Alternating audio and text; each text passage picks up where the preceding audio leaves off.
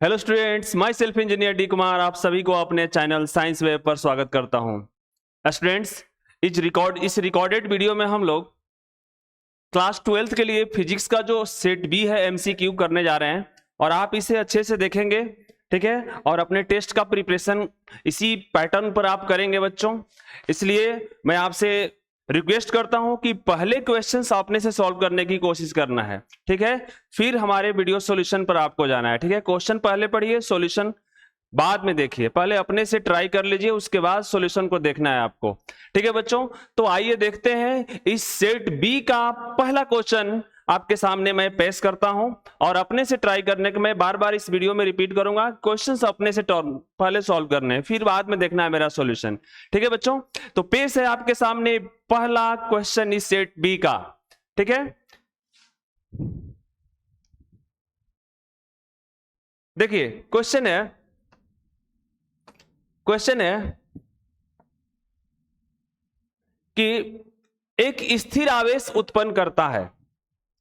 अगर कोई आवेश स्थिर है तो क्या उत्पन्न करता है आपको बताना है, ठीक है। एक स्थिर आवेश उत्पन्न करता है केवल चुंबकीय क्षेत्र, केवल विद्युत क्षेत्र एवं चुंबकीय क्षेत्र दोनों, इनमें से कोई नहीं, ठीक है बच्चों। तो चलिए आइए देखते हैं आइए देखते हैं क्या होता है। देखिए आप लोग अभी जो फर्स्ट चैप्टर में हम लोगों ने पढ़ा था वो क्या पढ़ा था बच्चों कि अगर कोई आवेश Q है तो केवल एक ही क्षेत्र पैदा करता है, विद्युत क्षेत्र। जिसे याद होगा आपको, मैं थोड़ा सा एग्जांपल दे रहा हूं। Q से R डिस्टेंस पर आपको अगर P पॉइंट है तो आपको विद्युत क्षेत्र निकालना है, तो एक फॉर्मूला होता था KQ/R²। याद है? एकदम याद होना चाहिए। अगर कोई Q है उससे R डिस्टेंस पर केवल विद्युत क्षेत्र, ऐसा नहीं था कि हम लोग चुंबकीय क्षेत्र निकाल रहे थे, ठीक है बच्चों। और ठीक है, तो इस तरीके से इसका जो ऑप्शन होगा बच्चों, ये बी ऑप्शन सही है, केवल विद्युत क्षेत्र उत्पन्न करता है, ठीक है बच्चों। अगर कोई आवेश स्थिर रहता है तो केवल क्या क्या उत्पन्न करता है बच्चों? विद्युत क्षेत्र, ठीक है। इसलिए B is right answer. Clear cut? ये पहला क्वेश्चन है आपका, ठीक है, क्लियर। चलिए अगला क्वेश्चन देखते हैं हम लोग। अगला क्वेश्चन देखते हैं बच्चों।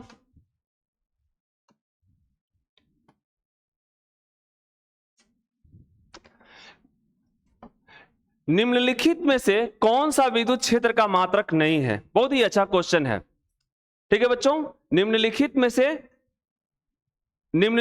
से कौन सा विद्युत क्षेत्र का मात्रक नहीं है? क्लियर? आपको पता होगा, मैं थोड़ा सा इसको सॉल्व करके बता दूं। आप पहले देखना होगा, आप पहले सॉल्व करिएगा, ठीक है, तब मेरा वीडियो सॉल्यूशन देखिएगा आप।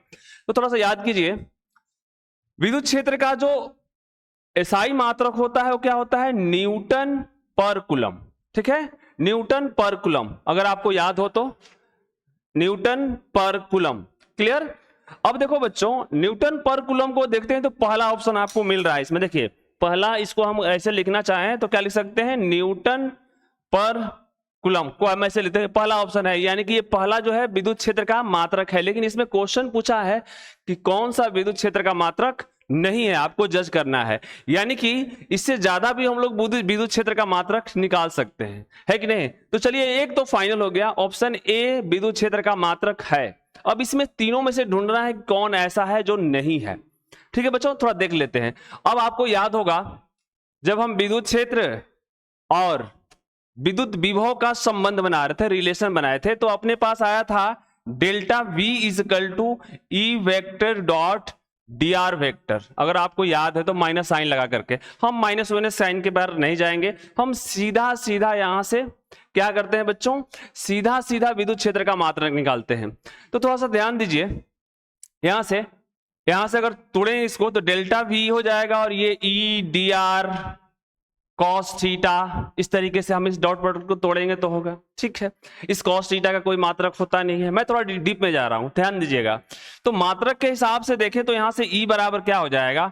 Delta V upon delta R। Delta R क्या होता है बच्चों? विस्थापन, दूरी, ठीक है। तो V का क्या होता है यहां पर? डेल्टा V का वोल्ट होता है, याद होना चाहिए आपको। विद्युत विभव का, विद्युत विभव विभवांतर का जो साई मात्रक होता है वोल्ट होता है, और डेल्टा आर का मीटर होता है। तो क्या हो जाएगा?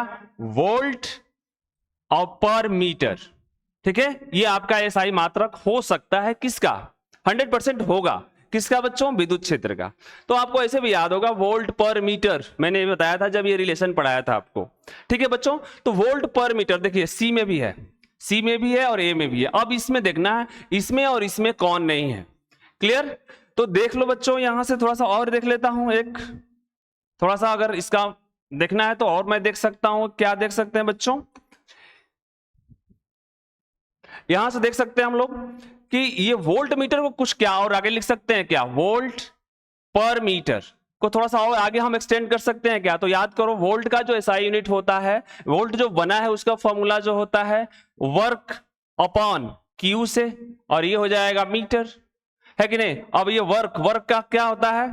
वर्क जूल हो जाएगा, क्यू का क्या हो जाएगा बच्चों? कुलम हो जाएगा, और यहां से इसके अपॉन मीटर हो जाएगा। तो क्या हो जाएगा? इसको हम ऐसे भी लिख सकते हैं जूल, यहां से कुलम का माइनस मीटर का -1। ठीक है, joule per coulomb per metre.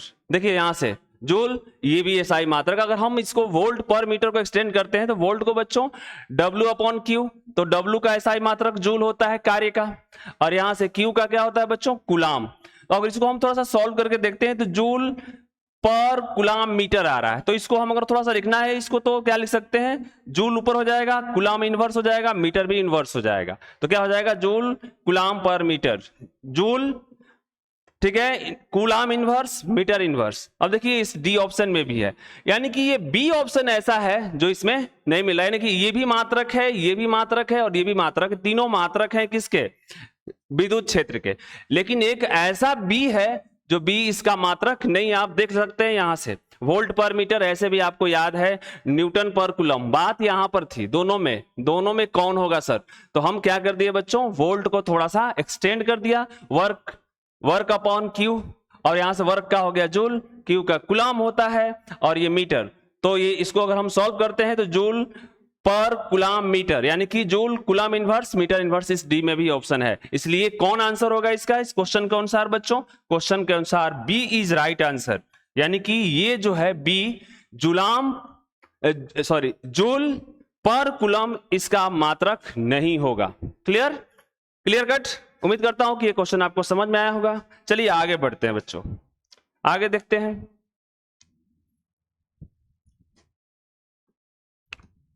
तीसरा नंबर देखिए, एप्सिलॉन नॉट का एसआई मात्रक होता है। देखिए ये तो क्वेश्चन एकदम 100% हाईलाइटेड क्वेश्चन है, कुलाम स्क्वायर पर न्यूटन मीटर स्क्वायर। देखिए इसको हम ऐसे भी लिख सकते हैं कुलाम स्क्वायर न्यूटन का इनवर्स मीटर का -2। ठीक है बच्चों, अब देख लीजिए इसमें से कौन सही है, देख लीजिए option A is right answer. देख लीजिए ध्यान से, ये आपको तो याद करके नहीं रखना है, 100% याद रहना चाहिए आपको। ठीक है, क्लियर कट?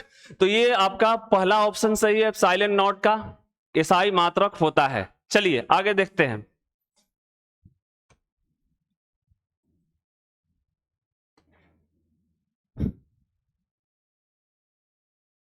धातुओं का पैरावैद्युतांक होता है। Very nice question. ठीक है, धातुओं का पैरावैद्युतांक होता है। देखिए मैंने आपको पढ़ाया ये कहानी, धातु जो होता है बच्चों गुड कंडक्टर ऑफ इलेक्ट्रिसिटी माना जाता है। ठीक है, धातु जो होता है इलेक्ट्रिसिटी का चालक माना जाता है। ठीक है बच्चों, तो यहां से धातु से करंट अच्छे से प्रवाहित होती है। तो यहां से बच्चों धातुओं का पैरावैद्युतांक पूछा है आपसे, तो के बराबर आप पढ़े होंगे, के बराबर हम आपको पढ़ाए हैं ई applied upon E net. Clear? तो देख लीजिए मैं एक यहां पर धातु बना रहा हूं, इस लॉजिक को समझ लीजिए थोड़ा जल्दी जल्दी। और इसमें क्या होते हैं, धातु में फ्री इलेक्ट्रॉन्स, क्योंकि ये चालक बढ़िया होते हैं धातु। ठीक है बच्चों, तो यहां से अगर हम विद्युत क्षेत्र लगाते हैं, ई अप्लाइड करते हैं इस पर, तो क्या होगा आपको पता होगा कि ये इधर प्रेरित होना चालू हो जाता है, माइनस यहां पर बन जाता है बच्चों, प्लस यहां पर बन जाता है। तो इसके अंदर भी एक क्या हो जाती है, विद्युत क्षेत्र इंड्यूस्ड हो जाती है।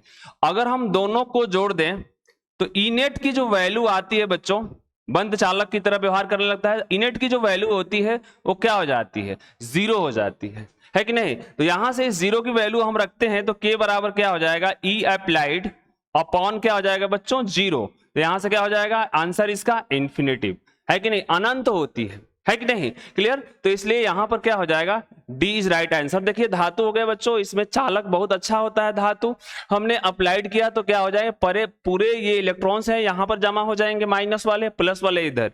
अब इसके अंदर ही एक विद्युत क्षेत्र इंड्यूस हो जाती है, विद्युत क्षेत्र उत्पन्न हो जाती है, दोनों को ऐड करेंगे तो वैल्यू क्या हो जाती है, 0। आपको याद होगा मैंने चैप्टर नंबर 2 में पढ़ाया इसको अच्छे से, बंद चालक, ठीक है। तो दोनों का अगर हम एडिशन करेंगे बच्चों तो इसकी इनेट जो हो जाती है वो क्या हो जाती है, 0 हो जाती है, और के का मान आपको होता है जो आप विद्युत क्षेत्र लगाए हैं और टोटल जितना घट के आया है कि नहीं, वो टोटल इनेट है कि नहीं। तो 0 आया है, देखिए इसका 0 आया तो इसका बटा करेंगे तो वैल्यू क्या हो जाएगी, 0 हो जाएगी। Clear cut? तो यहां से ई अप्लाइड अपॉन 0 करेंगे तो इन्फिनेटिव, तो आपका डी इज राइट आंसर। ठीक है बच्चों, चार नंबर क्वेश्चन उम्मीद है कि आपको समझ में आया होगा, अच्छे से देखिएगा, बहुत ही अच्छा क्वेश्चन है ये। ठीक है बच्चों, आगे देखते हैं 5वां नंबर, विद्युत आवेशों के बीच लगने वाला बल दिया गया था। बहुत आसान क्वेश्चन, किसने बनाया, कौन साइंटिस्ट का नाम पूछा आपसे, फैराडे द्वारा, कूलाम द्वारा, लैपलास द्वारा, कोई भी बच्चा मार देगा इसको। बहुत आसान क्वेश्चन है बच्चों, ये कूलाम ने दिया था, दो आवेशों के बीच लगने वाले बल के बारे में कूलाम ने बताया था, याद होगा आपको। मैं इसमें ज्यादा डिस्कशन करने की कोशिश नहीं कर रहा हूं, आगे बढ़ रहा हूं। ठीक है बच्चों, इसके बाद अगला क्वेश्चन है आपका 6ठा नंबर क्वेश्चन, एक चालक गोले के कुछ धनावेश दिया जाता है तो इसका द्रव्यमान, वाव क्या क्वेश्चन है। मैं थोड़ा सा इसको क्वेश्चन को अच्छे से समझाने की कोशिश करूंगा, लेकिन आप थोड़ा सा पहले ऑब्जेक्टिव को क्लिक कीजिएगा, ठीक है ना, थोड़ा सा आप अपने से क्लिक कीजिएगा, क्या आपका लॉजिक मेरे लॉजिक से मैच कर रहा है या नहीं कर रहा है। ठीक है बच्चों, तो चलिए मैं इस क्वेश्चन को सॉल्व करने जा रहा हूं। ठीक है, सबसे पहले इसको हटा देते हैं। चलिए इस क्वेश्चन को मैं सॉल्व करने जा रहा हूं। एक चालक गोले को कुछ धनावेश दिया जाता है, मैं एक चालक गोला ले रहा हूं, ठीक है, एक चालक गोला है, इस पे धनावेश दे रहे हूं प्लस प्लस ऐसे, ठीक है, एक गोला है और इस पे हम इसे सरफेस से प्लस प्लस दे रहे हैं, तो बोल रहा है कुछ धनावेश दिया जाता है तो इसका द्रव्यमान क्या होगा, है कि नहीं, इसके द्रव्यमान पर क्या प्रभाव पड़ने जा रहा है, घटेगा, परिवर्तित रहेगा, बढ़ेगा, इनमें से कोई नहीं। थोड़ा सोचो बच्चों, जब यहां पर आप प्लस दोगे तो इसका सीधा मतलब होता है, जब प्लस हम देते हैं तो इसका मतलब सीधा होता है कि यहां से इलेक्ट्रॉन आगे बाहर निकलेगा, है कि नहीं। और आपको पता है एक बात कि चार्ज हमेशा द्रव्यमान के साथ आता है, जब चार्ज निकलेगा तो अपने साथ द्रव्यमान लेके जाएगा। देखिए इलेक्ट्रॉन यहां से निकलेगा तो इसका द्रव्यमान भी इसके साथ जाएगा, तो अब बताइए इस पर क्या होगा, प्लस तो दे रहे हैं, प्लस दे रहे हैं, लेकिन इलेक्ट्रॉन तो कूद रहा है, यहां से बाहर निकल रहा है, तो इलेक्ट्रॉन जब बाहर निकल रहा है तो अपने साथ अपने द्रव्यमान को भी लेके जा रहा है कि नहीं। तो द्रव्यमान पर क्या प्रभाव पड़ेगा, द्रव्यमान क्या होता है, अब इसके साथ द्रव्यमान कुछ निकलेगा, जितने इलेक्ट्रॉन्स बाहर निकलेंगे उतने द्रव्यमान क्या होगा, घटेगा बच्चों। और जितने इस पे प्लस देने का मतलब सीधा है बच्चों कि यहां से इलेक्ट्रॉन का क्या हो रहा है, इजेक्शन हो रहा है, इलेक्ट्रॉन यहां से छलांग लगा रहे हैं। Clear cut? तो जितने आप प्लस दोगे उतने इलेक्ट्रॉन यहां से बाहर निकलेंगे, और इलेक्ट्रॉन जब बाहर निकलेंगे तो अपने साथ द्रव्यमान भी लेके आते हैं। एक बात हमने लिखवाई थी कि charge always comes with mass, यानी कि आवेश हमेशा द्रव्यमान के साथ आते हैं, तो इलेक्ट्रॉन जब निकलेगा तो अपने साथ द्रव्यमान भी लेके जाएगा, तो इसका क्या होगा आप तो बता सकते हैं, है कि नहीं, कि इसका द्रव्यमान क्या होगा, घटेगा बच्चों। इसलिए इसका ए इज राइट आंसर, क्योंकि इलेक्ट्रॉन जा रहा है ना, देने का मतलब क्या, इलेक्ट्रॉन निकल रहा है तो अपने साथ द्रव्यमान भी लेके जा रहा है, तो इसका क्या हो जाएगा, घटेगा। Clear cut? चलिए अगला क्वेश्चन मैं देखता हूं,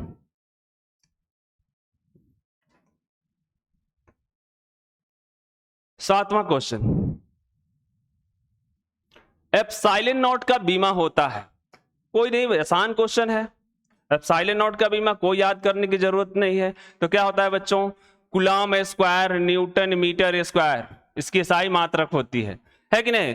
coulomb square, coulomb charge, A square, AT होता है चार्ज का बीमा सूत्र, ए स्क्वायर, न्यूटन का MLT-2 होता है बच्चों, ठीक है, और ये मीटर का L स्क्वायर होता है। अब देख लीजिए ये A स्क्वायर T स्क्वायर हो जाएगा, A स्क्वायर T स्क्वायर हो जाएगा, यहां से L के साथ गुना होगा तो M हो जाएगा, L का पावर 3 हो जाएगा और T माइनस 2 हो जाएगा। अब इसको फाइनली अगर हम लिखना चाहें तो क्या हो जाएगा, m ऊपर जाएगा तो m का पावर -1 बच्चों, l का पावर -3 हो जाएगा, ठीक है। t ऊपर जाएगा, ये t ऊपर जाएगा तो माइनस लेके जाएगा तो ऊपर क्या हो जाएगा, प्लस हो जाएगा, तो t का पावर 4 हो जाएगा और ये a स्क्वायर तो रहेगा ही, यानी कि m का पावर -1 l क्यूब t का पावर 4 a स्क्वायर, m का पावर -1 l का पावर -3, देखिए -3 कैलकुलेट करिएगा, -3 t का पावर 4 a स्क्वायर, इसका मतलब क्या है, C इज राइट आंसर। यानी कि बीमा बनाने के लिए कोई याद करने की कोई जरूरत नहीं है, मैंने आपको क्लास में भी बताया ऐसे ही, बीमा आप याद नहीं कर सकते, फॉर्मूला आप याद रखिए, फटाफट क्या बनाइए, बीमा बनाइए, ठीक है बच्चों। चलिए इसका मतलब क्या है, इसका 7 नंबर का C नंबर ऑप्शन आपका क्या है, सही है। चलिए अगला क्वेश्चन देखते हैं हम लोग, 8वां नंबर।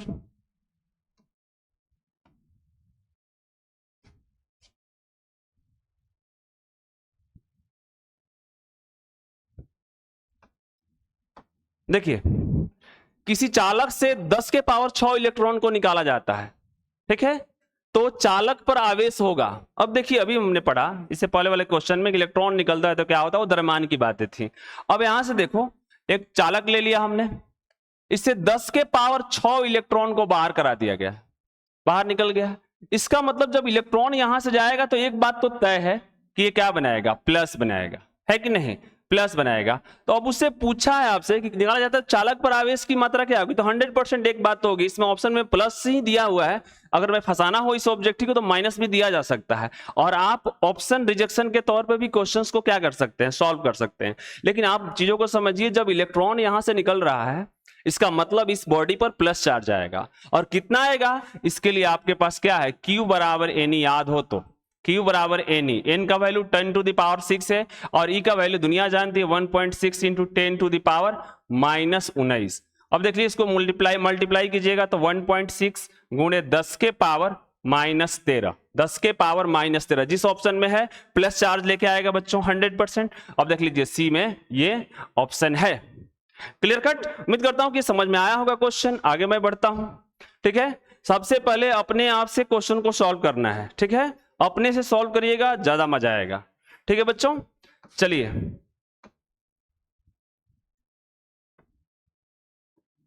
आगे मैं देख रहा हूं, 9वां नंबर क्वेश्चन। देखिए बहुत ही अच्छा क्वेश्चन है ये। एक वस्तु पर 1 कूलम का ऋण आवेश है, एक वस्तु है 1 कूलम का ऋण आवेश है, ठीक है, तो चार्ज का वैल्यू कितना है अपने पास, देख लीजिए ये भी क्वांटिमीकरण से ही लिया गया है। एक वस्तु है जिस पर क्या है, 1 कूलम का ऋण आवेश, ऋणात्मक है, ठीक है, Q बराबर एनी, फॉर्मूला अगर आपको याद हो तो इस क्वेश्चन पर लगाएंगे, कहानी बन जाएगी। एक वस्तु पर 1 कूलम का ऋण आवेश है तो उस पर सामान्य अवस्था से इलेक्ट्रॉन की संख्या है कि नहीं। अब सुनिए ऋण आवेश का मतलब क्या है, एक्सेस ऑफ इलेक्ट्रॉन्स, यानी कि उस पर ज्यादा इलेक्ट्रॉन्स है कि नहीं। अब ऑप्शन देखिएगा, इलेक्ट्रॉनों की संख्या अधिक है, कम है, अधिक है, अधिक है। अब यहां से रिजेक्शन कर लीजिए, 100%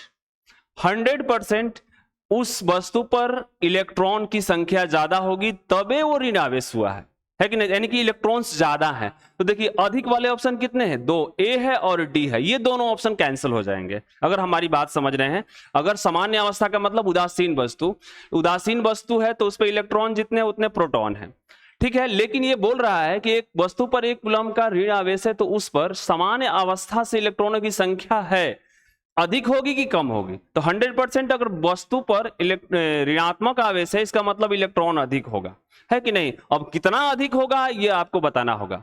यहां से देखिए ये हो गया ए और डी में सही आंसर होंगे, लेकिन बी और सी ऐसी कैंसिल हो गया, इसको बोलते हैं ऑप्शन रिजेक्शन मेथड्स, है कि नहीं। अब इस सी, बी और सी के बारे में हम सोचेंगे नहीं। अब देख लें इलेक्ट्रॉनों की संख्या निकाल लेते हैं बच्चों, यहां से इलेक्ट्रॉन की संख्या कितनी होगी, तो आपको पता है Q बराबर दिया है 1 कूलम, ठीक है, और E बराबर होता है 1.6 into 10 to the power -19 coulomb है कि नहीं। इसलिए n बराबर क्या हो जाएगा, Q बटा E होता है, Q बराबर n क्वांटिमीकरण के सिद्धांत से। तो Q का वैल्यू 1/1.6 गुणे 10 के पावर -19, इसको काट पीट कीजिएगा 100%, 6.25 गुणे 10 के पावर 18 इलेक्ट्रॉन्स आएंगे। अब इसको सॉल्व कर लीजिए आप, क्योंकि हमने पढ़ाया है क्लास में, एक कूलम में इतने ही इलेक्ट्रॉन्स होते ही हैं। अब ऋण आवेश हो या धन आवेश हो, अब ऋण आवेश होने के कारण अधिक हो गया है कि नहीं, कि उस वस्तु पर, इस वस्तु पर इतने इलेक्ट्रॉन्स -1 कूलम है, इसका मतलब इतने इलेक्ट्रॉन्स क्या है, इस पे अधिक है। इसलिए यहां से क्या होगा बच्चों, डी इज राइट आंसर। ठीक है बच्चों, क्लियर है। आगे हम सॉल्व करें लास्ट क्वेश्चन इस सेट का। लास्ट क्वेश्चन लेते हैं।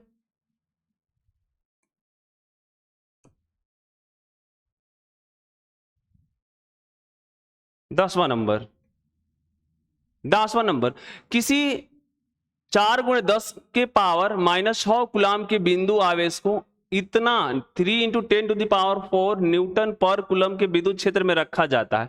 एक विद्युत क्षेत्र है, ठीक है। इस विद्युत क्षेत्र की वैल्यू कितनी है, E बराबर कितना बच्चों, 3 × 10⁴ ये दिया हुआ है न्यूटन पर कूलम, ये चीज दी हुई है आपको, ठीक है।